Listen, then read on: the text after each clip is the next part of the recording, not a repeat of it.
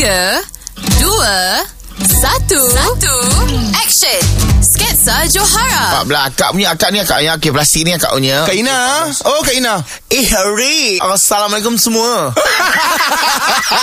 Kak Ina kenal Linda Tak adalah. Kak Ina teringat masa Ray dengan Linda pernah datang sini. Dah, tak, aku pernah bawa Linda datang sini. Open house tu aku buat datang ke Kak ni lah.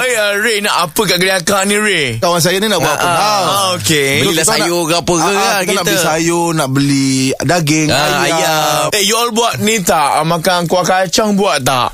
Buat kak. Korang ambil kacang, tahu krisik, masak pergi rebus. Tulis Ray. Tulis Ray Tulis ni kak. Ini cara simple lah. Lepas tu baru masukkan daun kunyit. Daun kunyit dekat dalam Ni kuah kacang apa ni? Kuah kacang kunyit. Okey, apa lagi nak? Sayur. Okey, sayur nak buat lontong Boleh jugalah lodeh. Lodeh. Okey, lodeh senang aja.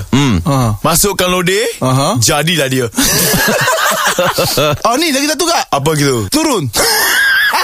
Pelik kau ni. Tahu apa tu? Terung. Terung.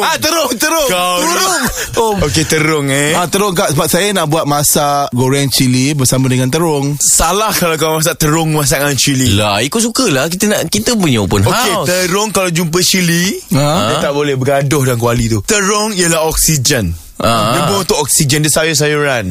Cili dia more untuk acid. Asma ke kak ni? Tak acid. Okey, acid bertemu dengan, dia tak boleh gaduh lah. Dia boleh bergaduh, tak boleh bertembung. Jadi tak boleh masak sekali. Kalau boleh asing. Sebelah masak cili, sebelah masak terung. Lepas tu gabungkan.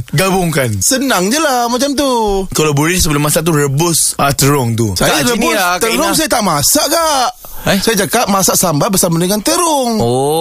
Okey lah, boleh lah. Okey, kau tahu resipi dia macam mana? Tahu. Terung tok sebelah, masak sambal. Susah, Ray. Susah. Yo ke? Ni benda dah siap dah ni, ambil ni. Dalam tu terung ada, cili ada, semua ada. Kau ni. Sketsa Johara yang terbaru pada 7.5 minit pagi dan 9.5 minit pagi.